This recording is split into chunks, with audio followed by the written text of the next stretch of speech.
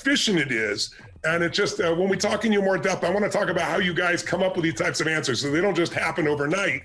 You keep iterating. That's been your history, Bill. You said there's no straight line. That's exactly true. We had a very zigzag path to get to this. We tried a lot of things that didn't work, but we learned from each one of them and course corrected a little bit. Like, I think a good analogy to what you were describing is, I think to be a good entrepreneur, you have to be like a heat-seeking missile that is continuously adjusting as you see, there's some target out there which is elusive, and you're going to learn new things to course correct along the way. And that's what we tried to do with this idea, and it really worked. Well, Bill, you've already got 7 companies. You're a very humble man. You're one of the most humble guys I know. I have such a love for you because you're so driven to serve. It's not about you. And I think that's why you build such great teams. Everybody wants to work with you.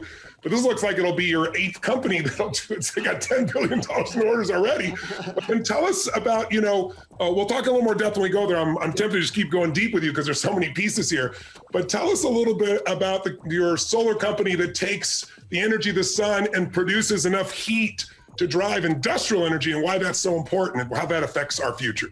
Well, right now, a lot of our use of energy is for electricity, but a way bigger use of our energy is for heat, for making all of our built world. Like 20% of our global emissions, 20% of our global energy is just to make cement and steel and aluminum and all of the, basically energy is embedded in everything around us because that was what was used to make it.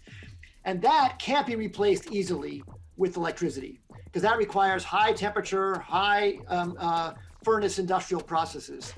So traditionally that would be coal. What else? What would be the uses normally? It would be coal and gas, and like even for cement, they burn old tires, they burn trash, they burn the worst, dirtiest stuff to make cement. So basically, cement comes out all pure and clean. We have a very pretty building, but the stuff that went into making the cement was awful and releasing terrible emissions.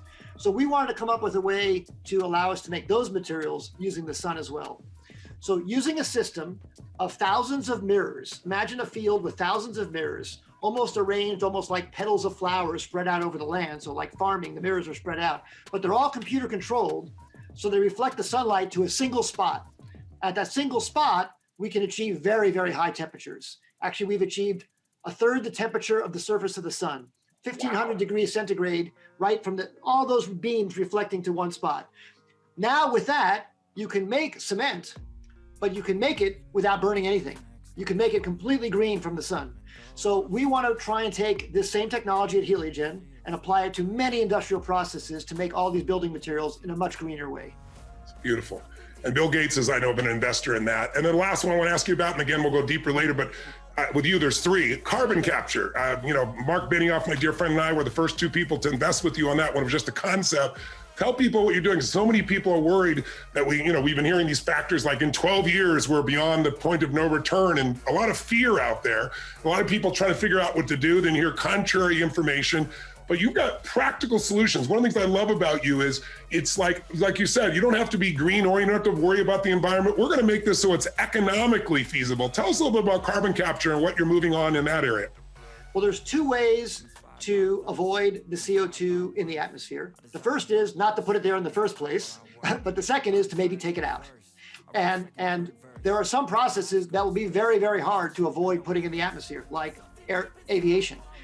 It's very, very hard to make a solar-powered airplane to go a long distance. You can make a very small plane that can travel a short distance, but to have intercontinental travel, you're going to need to burn fuel. So what if we can take the CO2 from that fuel back out of the atmosphere after it was already placed in there from an airplane? Well, how do you do that? Well, it takes energy to do that. If it takes energy to do that and you burn fossil fuels to make that energy, it defeats the purpose. Yeah. But if it takes energy to do that and you can use solar energy to do that, then you could actually do it in a clean way. And if you can take that CO2 out for less than the value that it has being taken out, you can actually do it profitably. So my goal is to come up with a solar-powered way at this company, Carbon Captured, to use heat from the sun to take the CO2 back out of the atmosphere and then turn that back into something useful such that people will pay more for that than it cost me to take out. Thus, it can be a scalable business. And It's very challenging, but the physics completely says it's possible. So it's an engineering challenge. It's not a breaking any laws of physics challenge. Yes. And I love it when there's an engineering challenge because that means that just smart brains can get together and solve it. And a little bit like you said, the beautiful thing about technology today is you can use your brain power and make something that has global impact because the whole world is now your customer. I think of the businesses I started 25 years ago. They were little businesses that you make a product, you have to sell it, you got to put it in a retail store, you got to find customers, there's no internet, you can't reach people. Now you have a global marketplace for what you're making. So if you make something that impacts people's lives, it can touch the whole planet. And that's why brain power has it's a little bit like the Archimedes, give me a lever long enough, I can move the earth. Now you can use your brain power to really move the earth in a positive direction. And that's what's so exciting about entrepreneurship right now. Last question, then we're going to come back to you, but I want to get to the next entrepreneurs. What does the future of energy look like then in your mind, and how far out is it? Well, I think this decade, we can make energy round the clock cheaper than fossil fuels. Yes. And up to now, solar energy, renewable energy was more expensive than fossil fuels, or it was only less expensive for a few hours of the day. Yeah. My goal is to make it cheaper than fossil fuels all day long. If you can do that, then why would you burn fossil fuels? It's just cheaper. So yeah. I think the way to make people shift is not to beg them or cajole them or tell them it's better for them. Just make it economical. If you make it economical, everybody will want to do it. I really do think that money drives this. So I think that's the way I have to go. It really does, because you see things like California where, they've been trying to be a lead in the country by creating regulations about using green and renewable fuels. But then you see all these blackouts that are occurring because they don't have the storage capacity that you're now providing. That alone changes the game. That's very exciting, Bill. I feel privileged to have you as a friend and a partner, and seeing what you're doing, being on the cutting edge with it. And I'm really excited for people to hear a bit more from you. Yeah, let's pop now and let's talk here with Jason Green. Jason, tell me a little about your history, if you would, and how this came about. Because as I alluded to earlier, share with us a little bit. You were researching neuroscience. You're going to become an MD, a PhD, and you created VR work to help people learn how to walk again. And now all of a sudden you're creating vertical farms, aquaponics. Tell us a little bit how that came about. It's and Tony, thank you for having me. It's a little bit more connected than it seems. Biology at its core is, whether you're looking at a plant or you're looking at people, there's kind of fundamental laws that govern performance. And the work that we were doing in a medical context was we were developing these environments where we were controlling everything that the patient could experience. So for a patient who had lost the ability to walk because of a non-spinal cord injury, so let's say that they lost the feelings in the bottoms of their feet. Now, imagine walking around the world if you couldn't feel your feet. How would you know when to pick it up or put it down? Or imagine if you had constant vertigo. So you basically, you're lost at sea all the time.